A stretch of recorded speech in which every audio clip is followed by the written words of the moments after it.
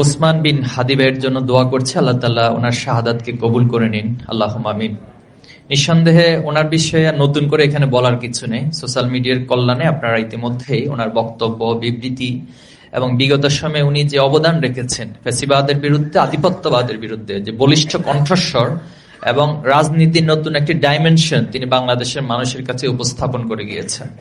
তিনি দেখিয়েছেন আমার কাছে অর্থ না থাকলেও, আমার অনেক বড় শক্তি না থাকলেও কিভাবে করে লড়াই সংগ্রাম চালিয়ে যেতে হয়, কিভাবে করে মানুষের ভালোবাসা অর্জন করতে হয়, কিভাবে করে ফ্যাসিবাদ এবং আধিপত্যবাদী অনেক শিকড়ের বিরুদ্ধেও অবস্থান মজবুত করতে হয়।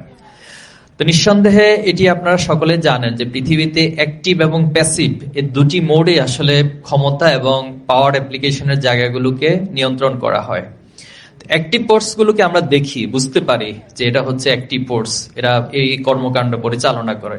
কিন্তু প্যাসিভ যে মোডগুলো থাকে, যেটাকে আমরা কালচারাল ফ্যাসিস্ট বলছি, সেই কালচারাল ফ্যাসিস্ট গুলো খুব ধীরে ধীরে এবং শিকড়ে প্রত্যেকটা রন্ধে রন্ধে মানুষের চিন্তা গিয়ে সেটা প্রতিস্থাপিত হয়। তো সে জায়গা থেকে হাদি ভাই খুব সাবলীল ভাবে এবং যে কথাগুলো অনেক সময় আমাদের অন্তরে কাজ করে, ব্রেনে কাজ করে, কিন্তু আমরা মুখে বলতে পারি না বিভিন্ন কারণে, কিন্তু হাদি ভাই সেই কথামালাগুলো এত চমৎকার ভাবে, যৌক্তিক ভাবে উপস্থাপন করতেন। নিঃসন্দেহে আল্লাহ তাআলা ওনার এই কথাগুলোকে কবুল করেছেন। সবচেয়ে বড় বিষয় হচ্ছে গত কয়েকদিনের মধ্যে, অর্থাৎ শাহাদাতের ঘটনার আগে যে বক্তব্যগুলো তিনি দিয়েছেন রিসেন্টলি, প্রত্যেকটা বক্তব্য এত ন্যাচারাল এবং এত সাবলীল ভাবে তিনি উপস্থাপন করেছেন। শাহাদাতের তামান্না এটা যে শুধুমাত্র মুখের বা বক্তৃতা বিবৃতির বিষয় নয়, এটা যে মানুষের অন্তর থেকে ফুটে ওঠে তার চরিত্রের মধ্য দিয়ে, তার কথার মধ্য দিয়ে, তার বডি ল্যাঙ্গুয়েজের মধ্য দিয়ে, সেটা হাদি ভাই দেখিয়ে গিয়েছেন। তা আমরা দোয়া করছি আল্লাহ তাআলা ওনার যে শাহাদাতকে কবুল করুক। তবে যারা ওনাকে শহীদ করেছেন তারা অনেক বড় ভুল করেছেন, এবং কত বড় ভুল করেছেন সেটা আজকে জানাজার মধ্য দিয়ে তারা আশা করে বুঝতে পেরেছেন। এবং তাদের ন্যূনতম জ্ঞানবোধ থাকা দরকার ছিল যে জুলাই এবং আগস্টের উপরে যে বাংলাদেশ বিনির্মিত হতে যাচ্ছে, জুলাই এবং আগস্টের যে আদর্শিক ভিত্তির উপরে বাংলাদেশ দাঁড়িয়ে আছে, সেখানে একজন হাদিকে হত্যা করে তাকে শহীদ করে দিয়ে যদি জুলাইকে পরিবর্তন করে দেয়া যায়, বাংলাদেশের আগামী দিনের সম্ভাবনার ধারাকে পরিবর্তন করে দেয়া যায়, তাহলে তারা নিঃসন্দেহে বোকার স্বর্গে বসবাস করছে। আমরা তো এই কথাগুলো অনেকবার বলেছি, আমাদের আগের প্রজন্ম বলেছে, আমরাও বলছি যে আমরা দুনিয়াতে পা রাখছি হচ্ছে শাহাদাতের জন্য। আমরা আমাদের প্রত্যেকটা দোয়ার মধ্যে আল্লাহর কাছে বলি, আল্লাহ তুমি আমাদেরকে রোগে শোকে বিভিন্ন মাধ্যমে অ্যাক্সিডেন্টে মৃত্যু দিও না, তুমি আমাদেরকে শাহাদাতের মৃত্যু দিও। তো যারা এভাবে করে নিজেদেরকে শাহাদাতের মৃত্যু কামনা করে, তাদেরকে যদি মৃত্যুর ভয় দেখায়, তাহলে এদের চেয়ে বোকা কি পৃথিবীতে আর কি হতে পারে? হতে পারে না। তো আমাদের আগের প্রজন্মের শাহাদাতের উপর দিয়ে লক্ষ লক্ষ প্রজন্ম তৈরি হয়েছে, শহীদি প্রজন্ম। তারা আমাদের আল্লামা সাইদিকে শহীদ করেছেন, আমাদের রাহাবারদেরকে শহীদ করেছেন, আমাদের প্রথম কেন্দ্রীয় সভাপতি মীর কাসেম আলী ভাইকে শহীদ করেছেন। কিন্তু মীর কাসেম আলী ভাই শাহাদাতের উপরে, কামরুজ্জামান ভাইদের শাহাদাতের উপরে, ছাত্র শিবিরের শত শত শাহাদাতের উপরে আজকে লক্ষ লক্ষ কোটি কোটি জনতা ছাত্র শিবিরের এই শাহাদাতের তামান্নাকে লালন করেছে। এজন্য আমরা বিশ্বাস করি যে আগামী দিনে হাদি ভাইয়ের স্বপ্নগুলো আর অসংখ্য হাজার হাজার লক্ষ লক্ষ হাদি তৈরি হয়ে ইনশাআল্লাহ বাস্তবায়ন করবে ইনশাআল্লাহ। সম্মানিত উপস্থিতি, আমি একটা পয়েন্ট একটু বলতে চাই আপনাদের বুঝার জন্য, উপলব্ধির জন্য।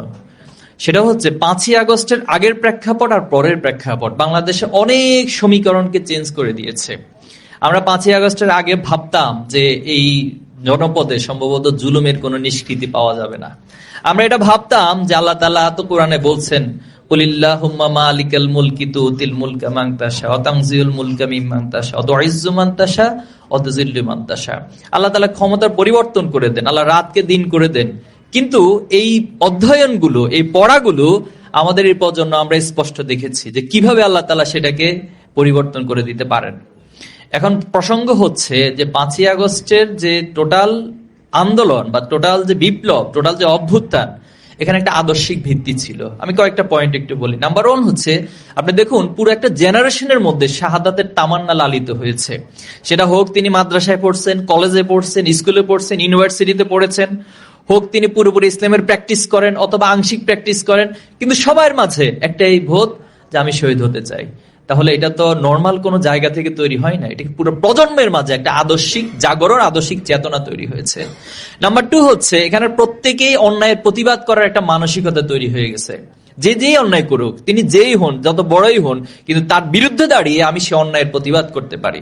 তাহলে সেটা তো আল্লাহ তাআলার পক্ষ থেকে ঘোষিত বা আমাদের নির্দেশ যে আমরা সৎ কাজের আদেশ দিব এবং অসৎ কাজের নিষেধ করবো। তা'মুরুনা বিল মা'রুফ ওয়া তানহাউনা আনিল মুনকার। পুরো প্রজন্মের মাঝে এই অন্যায়ের প্রতিবাদের একটা মানসিকতা দেখলাম।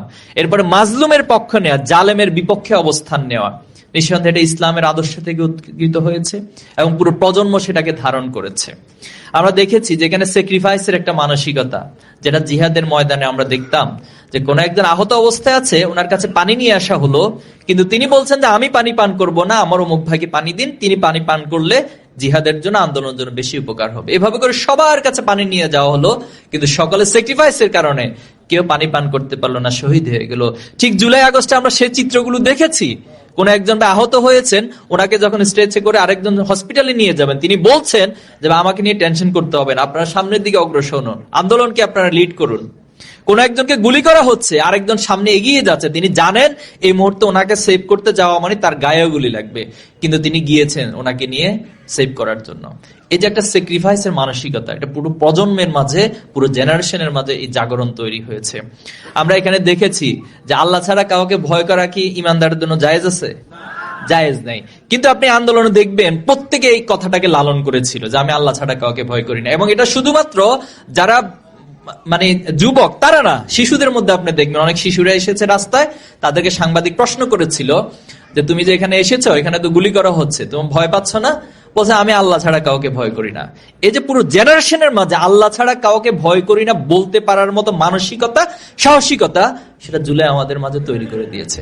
এখন আমরা যদি এই জাগরণ, এই আদর্শিক বোধগুলো প্রজন্মের মাঝে ছড়িয়ে দিতে পারি, আমরা বিশ্বাস করি বাংলাদেশ কখনো পথ হারাবে না এবং আগামী দিনের বাংলাদেশটা ন্যায় ইনসাফের বাংলাদেশ হতে যাচ্ছে। আপনাদের এই বিশ্বাস আস্থা আছে তো, নাকি এখনো সন্দেহ আছে? বলতে হবে এটা 1 বছর আগে সন্দেহ ছিল, এখন ইনশাল্লাহ কারোর মাঝে এই সন্দেহ নাই।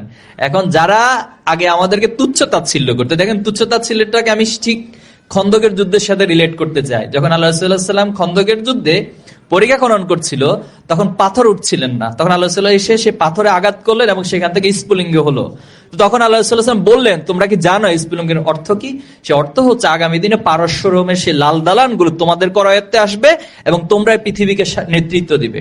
তো তখন যারা কাফের ছিল তারা তো এক ধরনের ট্রল করা শুরু করলো যে এরা হলো মোল্লা, যেটা আমাদেরকে বলে আর কি অনেকে, এরা হলো মোল্লা, এরা কোনোদিন রাষ্ট্র চালায় না, এরা কেমন রাষ্ট্র চালাবে, এরা নিজেরা চলতে পারে না, এই এগুলা নানান ধরনের ট্রল আমাদেরকে নিয়ে করে।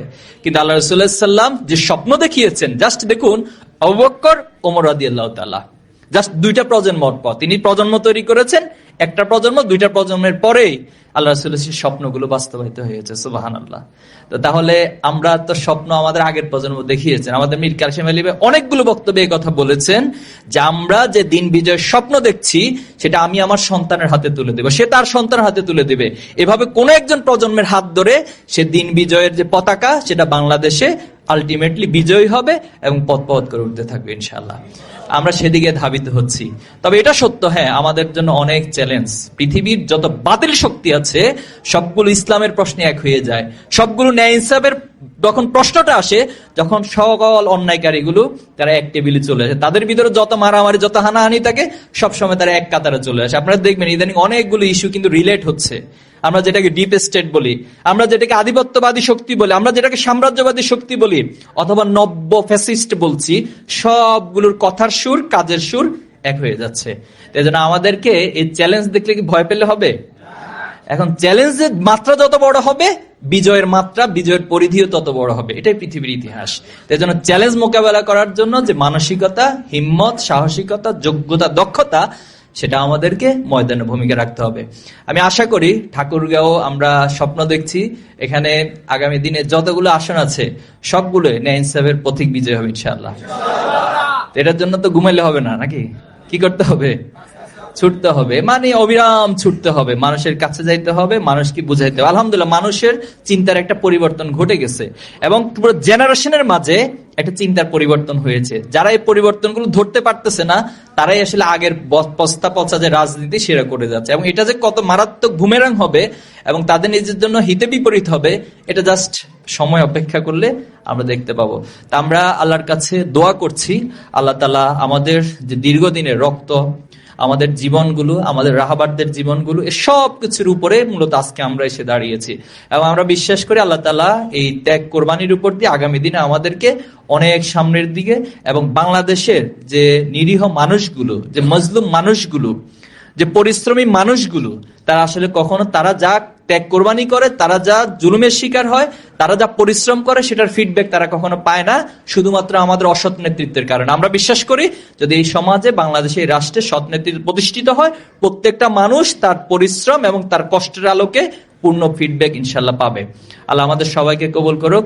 আপনাদের কাছে আমরা দোয়া চাই, বিশেষ করে এই প্রজন্মের জন্য দোয়া চাই, যারা শাহাদাতের তামান্না নিয়ে বাংলাদেশের এই জমিনে সবকিছু ত্যাগের বিনিময়ে ইনসাফ প্রতিষ্ঠা করতে চায়, তাদের জন্য আপনারা মন প্রাণ খুলে দোয়া করবেন, এবং আপনারাও ইনশাল্লাহ সেই মিছিলে সামিল হবেন ইনশাআল্লাহ তাআলা। সবাইকে অনেক ধন্যবাদ। আসসালামু আলাইকুম।